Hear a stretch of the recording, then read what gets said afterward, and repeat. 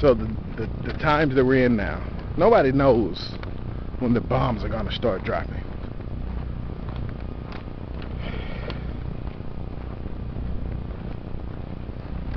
My guess is they're not going to drop before September the 9th. It's possible they're going to drop after. Red alert, red alert, red alert. Red alert, red alert, red alert. Red alert, red alert, red alert. Red alert, red alert, red alert. Red alert, red alert, red alert. Red alert, red alert, red alert. Red alert, red alert, red alert. Red alert, red alert, red alert. We interrupt the following program to report Russia prepares 300,000 troops for its largest war games in nearly 4 decades. It goes on to say it's the largest military drill that Russia's having since about 1981, and it's going to have 900 tanks, 1,000 planes. It's massive military drill, and this is going to happen September the 11th, 2018, when it's supposed to start. Think that's scary? You think we're starting September with a boom? Let's look at some of the headlines over here. This is Debka's site. Okay. Yemeni Houthis attack and damage Saudi ship September the 1st. Russia launches major sea-air maneuver in Mediterranean September the 1st. U.S. nuclear strike sub Newport News enters Mediterranean September the 1st. Iraq bans Russian military overflights to Syria September the 1st. Lavrov tries to cool Russia-U.S. war fever over Syria August 31st. Iran's army chief threatens to block Hormuz if U.S. harms oil sales August 31st.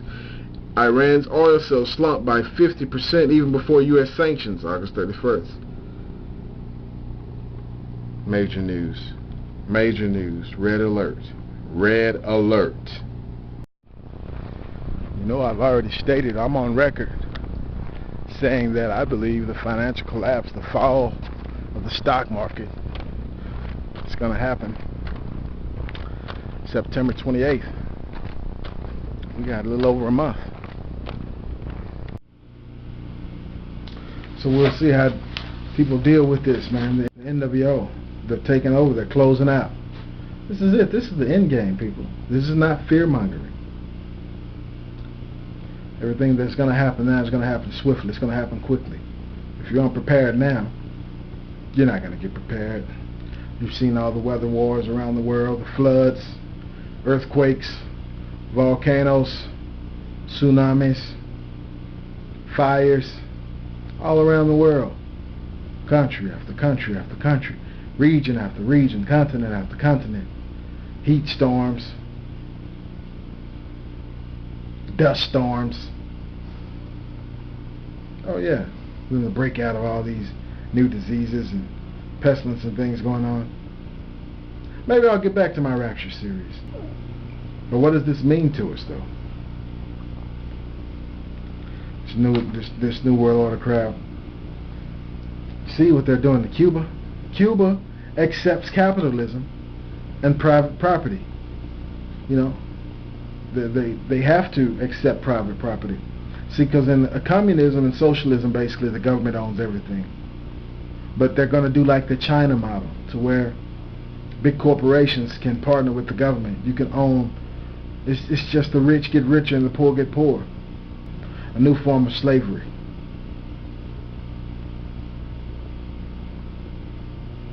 So huge corporations will buy it up. It'll become prosperous, but the people won't see much benefit. You know, they're going to work for slave wages. You know, every now and then you get a token to come out of the poverty. And they're going to buy it up and enslave the land and enslave the people. Remember the saying, give me control of the money and I care not who makes the laws? That's the New World Order. The Washington Post is reporting Signs that North Korea is planning something big for September. Blocked visas, parade, practice, and haircuts. Uh-oh. So let's take a look at this article. Yeah, this thing is heating up, man. Just looking at a lot of different perspectives that I haven't seen looked at, that I've been thinking about. You know, keep everybody abreast. North Korea is planning a party. Next month, the reclusive country will celebrate the 70th anniversary of the founding of the country, officially known as the Democratic People's Republic of Korea. And there are signs that the event, which will take place September 9th, will be a celebration to watch. Those observing the preparations for the event have spotted practice for a military parade, while tourist visas to the country have apparently been blocked. Uh-oh. Sparking speculation about who exactly the VIP guest could be. According to one report, a close eye is being kept on the finest details. Ruling party youth groups have been sent around the country to keep tabs on taboo haircuts. Radio Free Asia reports. The North Korean state cherishes anniversaries, using them to reinforce the tale of how their small, embattled state fought off bigger foes such as Imperial Japan and the United States.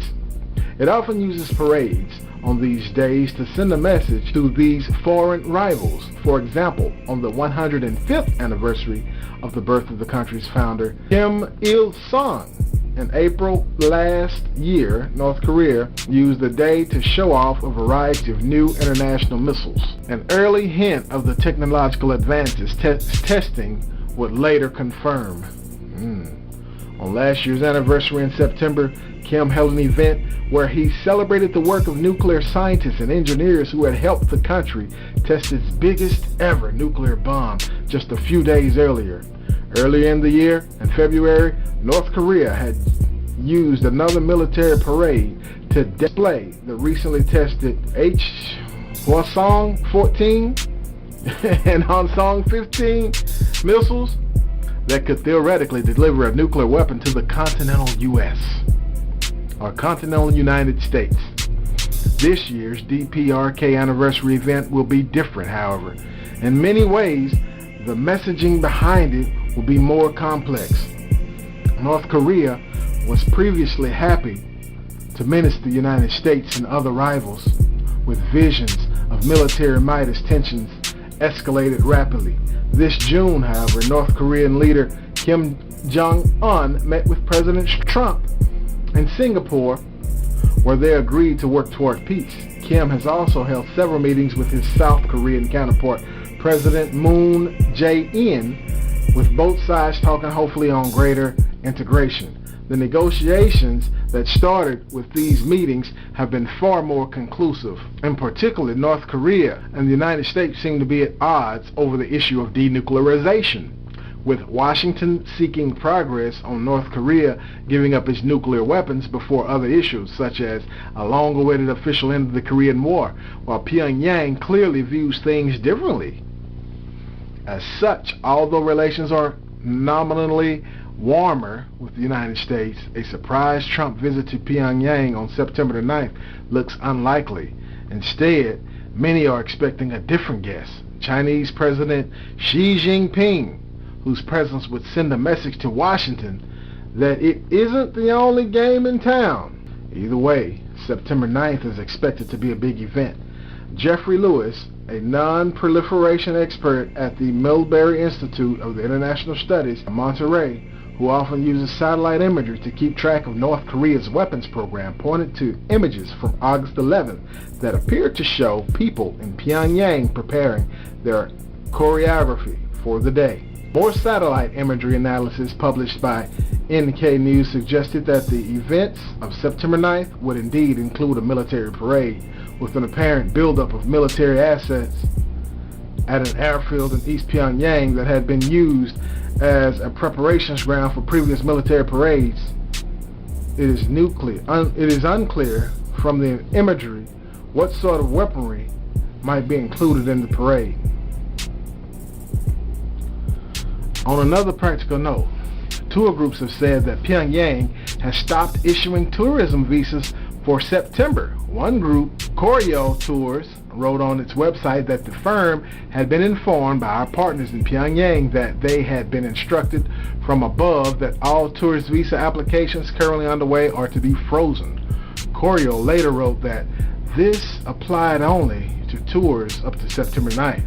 Koryo speculated that the frozen visa application suggested that Pyongyang was still working out who the VIP foreign guests attending the event September 9th might be. A higher power in the country is simply pressing pause on tourism until it is clear to them who is coming in such delegations and how many people, they wrote in their statement. Chinese tour groups have also said they have had their packages blocked. North Korean authorities apparently citing renovation at the hotels in Pyongyang for the rest of August. There had been rumors in South Korean media that Xi would attend in September. South Korean leader Moon is also expected to visit North Korea. South Korean leader Moon is also expected to visit North Korea at some point that month. With little official confirmation and outside access to the country, limited reports are still largely limited to rumors and speculation. Radio Free Asia cited one unnamed source in the country that the government had given out special instructions to root out non-socialist phenomena such as fashion choices and hairstyles that do not fit the socialist lifestyle. Reports a few years ago that North Korea was mandating the haircuts of young men were largely met with suspicion from experts who suggested that a trend toward copying Kim Jong-un's hairstyle was just that, a trend, but there's no denying that North Korea would be image conscious this September. Certainly knows the world will be watching.